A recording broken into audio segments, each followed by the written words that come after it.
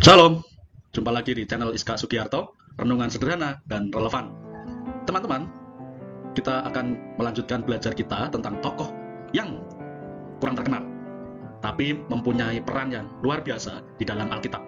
Nah, kali ini kita mau belajar dari satu tokoh penting dalam sejarah Israel, bahkan sejarah keselamatan, yaitu namanya Boas. Dulu kita udah pernah membahas tentang Ruth, istri dari Boas. Nah, saya teringat bahwa di balik Ruth yang orang Moab itu kemudian menjadi nenek moyang atau leluhur Mesias, itu karena ada Boas. Makanya saya senang menemukan perenungan ini, bahwa Boas perlu saya bahas juga. Dia tokoh di balik layar memang. Mengapa nama kitab Ruth? Itu namanya Ruth ya, Ruth yang orang Moab tadi, bukan Boas yang memang orang Israel. Nah, ini luar biasanya. Makanya kalau kita membahas Ruth, mesti juga membahas Boas. Karena mengapa ada Ruth? Karena ada Boas. Kalau tidak ada Boas, tidak mungkin Ruth ya menjadi leluhur Mesias. Jadi menarik sekali tokoh kita kali ini, teman-teman. Jadi kita mau melihat dari Boas, pria sukses, berintegritas dan leluhur Mesias. Nah, kita mau mulai belajar kita selalu, saya karena ini sederhana, teman-teman, kita mau melihat siapa Boas itu ya. Nah, ini kita lihat latar belakangnya dulu, munculnya Boas dan situasi ya. Ada Ruth, ada Boas, itu situasinya seperti apa? Kalau teman-teman ingat ya, bahwa di Ruth juga ya, ini kisahnya Ruth dan ini Boas itu muncul ya. Situasinya pada saat para hakim memerintah, seperti di Ruth pasal 1 ayat 1 ya. Jadi termasuk teman-teman bisa lihat renungan di sini juga, baik renungan Ruth atau juga Samgar. Di situ situasi bangsa Israel setelah masa Yosua. Orang Israel ya, bangsa Israel itu dipimpin oleh para hakim, dan siklusnya teman-teman ya, kita ingat ya, siklusnya itu kalau bangsa Israel pada masa hakim-hakim itu, kalau ada hakim ya yang Tuhan tetapkan, itu selama ada hakim, bangsa Israel takut akan Tuhan dan diselamatkan dari orang-orang yang atau bangsa yang menjajah Israel ya, misalkan Samgar begitu ya. Mengapa ada Samgar? Karena orang-orang bangsa Israel atau suku-suku bangsa yang dijajah itu teriak minta ampun kepada Tuhan, kemudian Tuhan memunculkan seorang hakim, dan selama ada hakim, bangsa Israel itu bebas dari penjajahan, hidup tenang, hidup takut akan Tuhan. Tapi ketika hakim itu tidak ada, siklusnya mereka berdosa lagi, meninggalkan Tuhan dan seterusnya. Nah, di masa Boas juga sama, teman-teman. Jadi siklusnya masih seperti itu ya. Tapi menariknya, di situasi yang seperti itu, kita melihat ada seorang yang namanya Boas ya, itu imannya hebat, luar biasa. Dia tetap percaya kepada Yahweh, percaya kepada Tuhan, dan hidupnya penuh dengan integritas. Dia tetap takut akan Tuhan. Ya, ini menarik sekali. Makanya ya, ini ketetapan Tuhan itu hebat sekali. Ketika ada Naomi dan Ruth ini kembali ke Bethlehem, mereka berjumpa dengan Boas ini. Nah, pada saat itu ya, ketika Naomi dan Ruth kembali ke Bethlehem ya, karena Naomi sudah tidak berdaya, menyerah di Moab ya, setelah kehilangan suami dan anak-anaknya, maka Naomi memutuskan untuk kembali ke Bethlehem, ke tempat asal suaminya ya. Dan pada saat itu di Bethlehem sedang musim panen jelai. Nah, di sanalah kisah Ruth ya, kemudian perjumpaan dengan Boas. Nah, ini siapa Boas itu? Berikutnya kita lihat ini teman-teman ya. Ini menarik sekali juga ya, karena memang ada rentetan dari pelajaran yang ada. Termasuk saya di video di channel ini, teman-teman bisa ketemukan juga renungan tentang Rahab. Nah, Boas itu ya anak dari Rahab. Suaminya Rahab siapa? Salmon. Salmon itu siapa? Salmon adalah salah satu pengintai yang diutus Yosua ke Kanaan. Dan Salmon ini ketemu dengan Rahab, karena memang Rahab menolong Salmon dan temannya itu. Kemudian mungkin perjanjian begitu, akhirnya Salmon rupanya menikah dengan Rahab. Dan Rahab itu ya, dengan Salmon kemudian mempunyai anak yang namanya Boas. Ya, ini menarik sekali teman-teman. Jadi kita lihat bahwa mengapa juga Boas hidupnya baik, takut akan Tuhan, ya karena ini. Karena pengalaman dari orang tuanya yang diselamatkan oleh Tuhan karena imannya. Mengalami anugerah Tuhan ya. Teman-teman bisa lihat di Yosua pasal 2 itu. Jadi ini menunjukkan bahwa Boas itu berasal dari latar belakang keluarga yang telah mengalami kasih karunia Allah secara langsung. Maka karena pengalaman inilah ya, pengalaman ibunya ya, bapaknya ya, yang mengalami kasih Tuhan, Boas memilih hidup takut akan Tuhan, meskipun situasi lingkungannya jatuh bangun dalam mengikut Tuhan. Ya, itu yang pertama. Yang kedua, Boas ini seorang pria yang kaya dan terpandang di Bethlehem. Ya, di masa itu ya, kita bisa lihat di Rut pasal 2 ayat 1 ya, disebutkan seorang yang kaya raya. Dan ini dari keluarganya Elimelek, suami dari Naomi atau mertua dari Rut. Ya, dan karena dia kaya raya, dia juga tuan tanah begitu ya, ladangnya luas dan banyak pekerjanya. Ya. Jadi ini yang membuat Boas terpandang. Nah, kemudian kita melihat keistimewaan Boas itu apa? Ya, keistimewaannya apa? Spesialnya Boas itu apa? Dan meskipun ini tidak menonjol ya, yang menonjolkan dalam kisah kitab Rut ini kan Rutnya sendiri. Boasnya perannya luar biasa, tapi kurang menonjol ya. Dan nama kitabnya bukan Boas tapi Rut. Nah itu menarik ya. Dan ini kita bisa belajar hal yang hebat ini. Keistimewaan Boas. Yang pertama ya, Boas tadi ya, karena mengalami teladan iman dari orang tuanya, Boas memilih takut akan Tuhan. Dia orang yang mengutamakan Tuhan dalam kehidupannya. Meskipun dia pengusaha, ya, dia tuan tanah ya dengan banyak pengerja begitu, ya, tapi dia tetap takut akan Tuhan. Ya, misalkan satu contoh saja, penggunaan sapaan kepada para pekerjanya itu menarik ya. Tuhan menyertai kamu. Ya, di Rut pasal 2 ayat 4 itu, Tuhan menyertai kamu. Nah, kalau orang yang bukan takut akan Tuhan, ngapain pakai kalimat seperti itu? Ya, dengan sapaan seperti itu, nggak mungkin. Ya, ini contoh saja bahwa Boas orang yang takut akan Tuhan. Yang kedua, memiliki hati yang murah hati dan peduli. Kita lihat ini ya, ketika ketemu dengan Rut ya, Boas ini tidak hanya memberi izin ya, tapi juga memastikan bahwa Rut mendapatkan makanan dan perlindungan.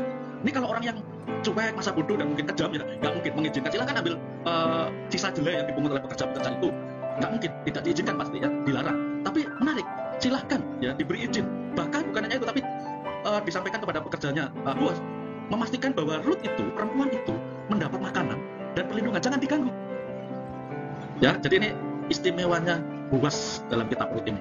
Yang ketiga, Boas ini seorang penebus yang setia pada hukum Tuhan.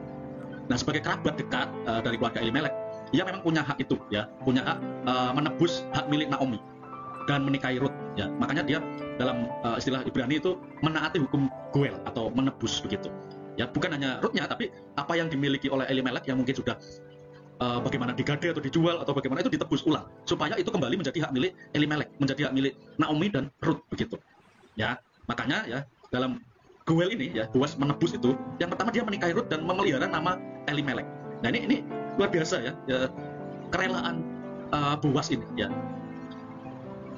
Putra Rut dan Boas ya, yang pertama ya dianggap sebagai keturunan Elimelek. Jadi ini kerelaan yang hebat dan ya kerendahan hati juga ya teman-teman, bahwa putranya Boas ya bersama Rut yang pertama itu sebagai penerus dari Elimelek, supaya generasi Elimelek itu masih ada ya. Yang kedua, Boas menebus ya, membeli tanah keluarga ini tadi, tanah keluarganya Elimelek yang telah dijual Naomi dan mengembalikannya ke keturunan Elimelek. Jadi hak miliknya Elimelek kembali. Nah, ini kan luar biasa ya, dan dia taat hukum Tuhan karena memang dia saudaranya Elimelek, dia mau menebus itu. Meskipun bukan Boas yang utama, masih ada famili yang lain yang lebih berhak mestinya begitu. Tapi makanya kita lihat ini ya, yang keempat itu Boas bertindak dengan hikmat dan kesabaran. Jadi dia memang tidak buru-buru mengambil menjadi penebusnya Rut ya untuk keluarganya Elimelek itu. Tidak, diberikan kepada yang lebih berhak dulu. Meskipun kemudian yang lebih berhak itu tidak mau, barulah kepada Boas. Ini luar biasa. Ya, pria sukses, berintegritas, dia penuh hikmat, dia sabar, tidak gerusa-gerusu dalam mengambil keputusan. Dan dia sekali lagi dia taat hukum, ya, taat adat. Nah, dengan seperti ini, ya, Boas menjadi penebus yang sah, ya, yang ya penebus tapi tidak nakal begitu, tapi dia ikut aturan, ikut jalurnya, ikut prosesnya, adatnya bagaimana, hukumnya seperti apa. Nah, itu Boas teman-teman, itu keistimewaan Boas. Nah, yang terakhir ini istimewa sekali, ya, istimewanya sekali. Mengapa Boas perlu ya kita pelajari selain Rut, ya, karena Rut itu ada, ya, menjadi masuk dalam silsilahnya Mesias, ya, Yesus Kristus, itu karena ada Boas, ya. Kalau nggak ada Boas nggak mungkin, kira-kira begitulah, ya. Makanya ini istimewa sekali, ya. Maka dengan Boas menikahi Rut, ya, dia kemudian memiliki anak bernama Obed. Ya, kalau teman-teman nanti lihat di pasal 4 ya, di Rut ya, ayat 21-22 itu bagian akhir itu dijelaskan bahwa Boas dan Rut memiliki anak yang namanya Obed. Nah, Obed itu siapa? Obed itu ayahnya Isai. Isai itu siapa? Isai itu bapaknya Daud. Nah, kita lihat ya, kalau di Matius itu ya, itu dijelaskan ada Obed, ada Isai, ada Daud, nanti sampai ke Yusuf dan Mesias, Yesus Kristus. Ya, ini menunjukkan bahwa Tuhan memakai Boas dalam rencana besar keselamatan umat manusia. Sekali lagi, ini istimewa sekali. Meskipun Boas ya namanya bukan jadi nama kitab, ya, tapi nama kitabnya Rut, istri Boas yang dia tebus. Luar biasa. Ini ya dari rencana besar Tuhan ya, bahwa Tuhan itu mengasihi semua bangsa. Rut orang Moab, tapi seperti dicangkokkan ya kepada bangsa Israel lewat Boas ini. Seperti juga Rahab, ibu dari Boas. Ini kelima spesialnya dari seorang Boas. Nah, kita sekarang lihat teman-teman, apa yang kita bisa pelajari dari Boas? Yang pertama, kesetiaan dalam bekerja dan integritasnya. Jadi kita sudah melihat tadi bahwa Boas menunjukkan bahwa orang percaya harus menjalankan kehidupan dengan takut akan Tuhan, bahkan dalam pekerjaan dan bisnisnya. Jadi ini yang saya selalu gaungkan, bahwa apapun profesi kita, integritas, takut akan Tuhan itu harus jadi yang utama. Dengan begitu kita akan menjadi berkat bagi orang-orang di sekitar kita. Jadi ini tidak bisa ditawar, ya, bahwa kita di marketplace tetap harus takut akan Tuhan. Ya, kita lihat Boas, dia saudagar, ya, dia tuan tanah dengan punya banyak ladang, punya banyak pekerja, dia tetap takut akan Tuhan. Yang kedua, teladan dari Boas, kita lihat kasih dan kepedulian dia terhadap orang lain. Boas tidak egois, ya, tetapi menggunakan berkat yang ia miliki untuk menolong Ruth dan Naomi. Bisa nggak sih pada waktu itu Boas juga abai begitu, tidak peduli dengan Naomi, dengan Ruth yang sudah pergi dari Bethlehem, pulang compang-camping, nggak punya apa-apa gitu, dua-duanya janda begitu, penebus yang utama tidak mau, mungkin Boas juga tidak mau, mungkin saja bisa, tapi rupanya enggak. Boas peduli, ya, dia menolong Ruth, dia menolong Naomi, bahkan menebus tadi itu, mengembalikan hak milik Elimelek suami Naomi kepada Naomi. Ya, ini mengajarkan kepada kita teman-teman untuk berbagi dan peduli terhadap orang-orang yang membutuhkan, sekecil apapun. Dan saya pikir di lingkungan kita, sekitar kita, kesempatan kita berbagi kasih, ya, dengan peduli kepada orang-orang di sekitar kita, sekecil apapun, mungkin bantuan kita, materi atau apapun.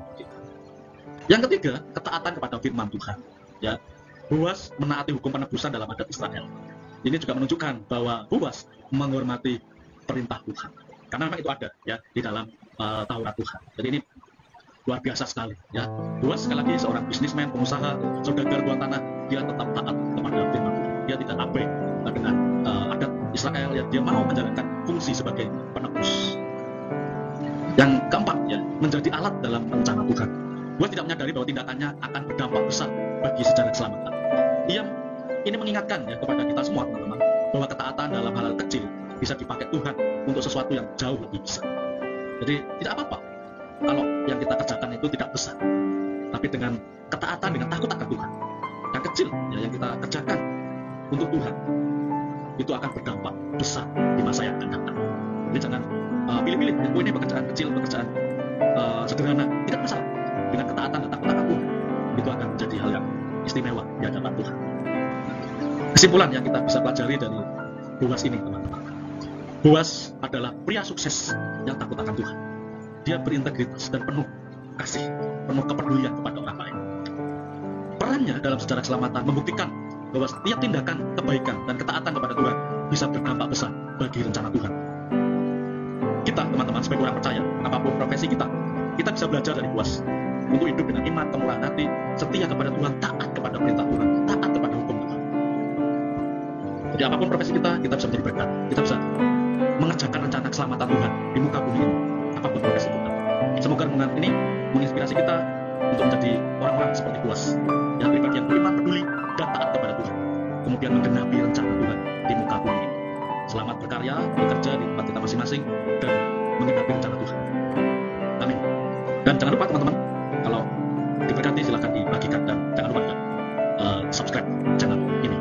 Terima kasih, Tuhan Yesus memberkati.